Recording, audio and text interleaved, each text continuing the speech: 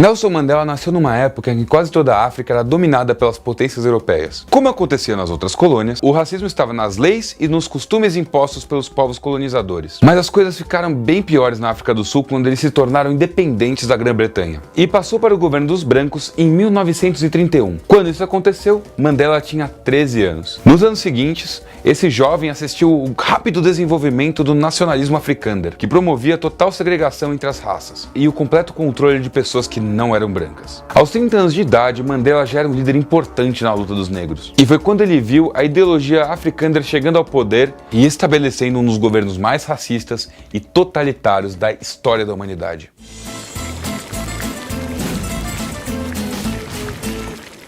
Vamos acompanhar um pouco da vida de Mandela, para entender melhor como esse herdeiro de um chefe local acabou se envolvendo tanto na luta pelos direitos dos negros. Para começar, graças à sua origem, ele teve a chance de chegar a lugares que a imensa maioria dos negros neste país nem poderiam sonhar. O Império Britânico mantinha alianças com chefes como o pai de Mandela, oferecendo a chance de mandar alguns jovens para as escolas que ensinavam a cultura europeia. Com isso, os ingleses pretendiam ter ao seu lado os futuros líderes de grupos étnicos africanos. Além de poder dizer que estavam oferecendo vantagens em troca das pilhagens, tomadas de terra, exploração e segregação. Para os líderes locais, mandar jovens para as escolas inglesas era uma chance de formar líderes que conhecessem melhor a cultura daqueles que governavam o país. Assim, esses jovens poderiam usar o conhecimento para negociar melhores condições para seu povo.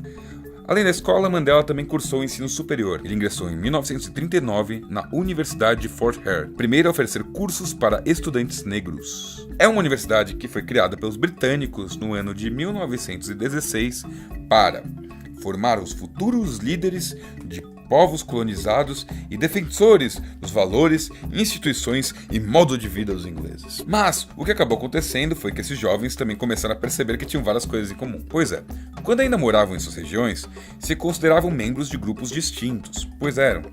Mas, ao se mudar para uma cidade grande e conviverem uns com os outros, perceberam que todos eram tratados pelos brancos do mesmo jeito. E sacaram que parte do que seus povos sofriam vinha do racismo dos colonizadores. A luta não era nova, mas mudou bastante ao longo da vida de Mandela. A primeira tentativa de superar as diferenças entre os grupos étnicos e unir todos os negros contra o racismo tinha sido o Congresso Nacional de Nativos Sul-Africanos, fundado em 1912, um pouco antes do nascimento de Mandela. O movimento foi depois renomeado como Congresso Nacional Africano, ou CNA, e foi violentamente reprimido desde sua fundação. Nos primeiros anos de existência, leis ainda mais duras foram impostas pelo temor das revoltas. Leis que expulsavam os negros de bairros e cidades. Em 1931, a África do Sul passou a ter um governo independente, mas a política de segregação continuou, já que quem mandava agora eram os brancos que viviam no país, descendentes de colonizadores holandeses e ingleses. Mandela entrou então na universidade e conheceu aqueles que se tornariam seus aliados na luta contra o apartheid no futuro,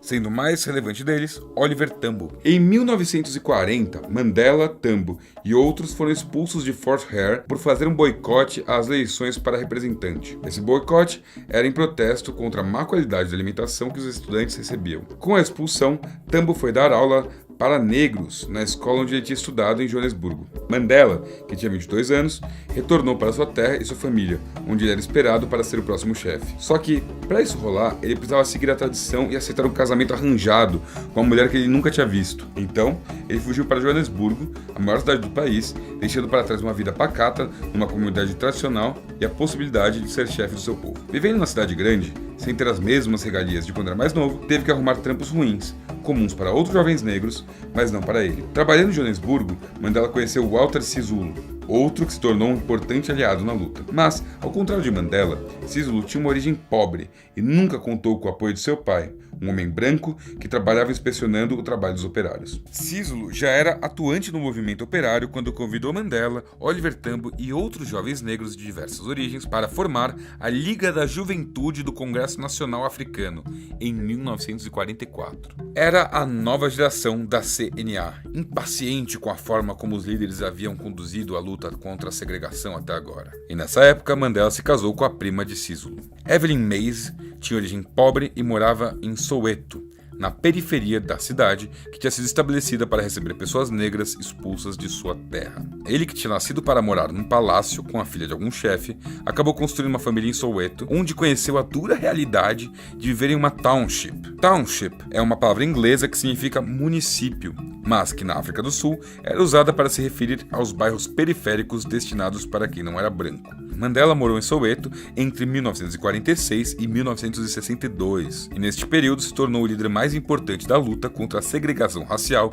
em todo o continente africano. Junto com Cislu Tambo e outros militantes da Liga da Juventude do CNA, Mandela procurou incluir no movimento os negros de diversas etnias, além de se aliar aos indianos e ao movimento operário. A ideia era tentar deixar de ser um movimento pequeno, formado por estudantes, para se tornar uma grande mobilização de todos que sofriam com a segregação e com a violência. A estratégia dos jovens do CNA estava avançando, e essa aproximação apavorou os descendentes de europeus e passaram a apoiar o Partido Nacional e o projeto de governo chamado de Apartheid, que significa segregação. Os nacionalistas africanos, em sua maioria, chegaram a ficar do lado da Alemanha nazista na Segunda Guerra Mundial, o que tem sentido, já que eram ideologias bem parecidas. Quer dizer, o que define esse sistema é a ideia de que as pessoas se dividem em raças, que devem viver separadas num regime que estabelece o que cada pessoa pode ou não fazer de acordo com a sua suposta raça. A mentira que está na base de todo esse sistema é a de que existem raças humanas no sentido biológico, uma crença muito forte nessa época, não só na Alemanha, mas em toda a Europa e em outras partes do mundo. Em 1945, com a derrota de Hitler,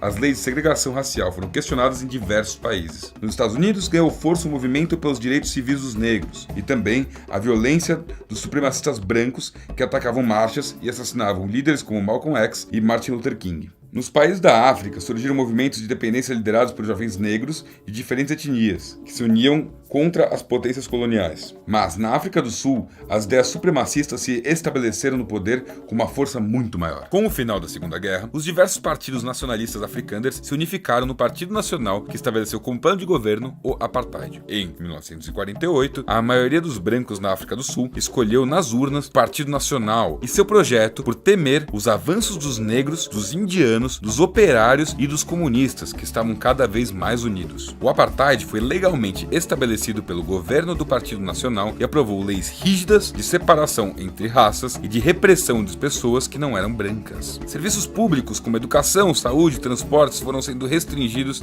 e oficialmente divididos segundo critérios raciais, sempre em benefício da minoria. A chance que Mandela teve de estudar numa universidade já não existia mais. Os negros foram ficando cada vez mais restritos às townships, a maior delas, Soweto, onde Mandela havia morado com sua primeira esposa.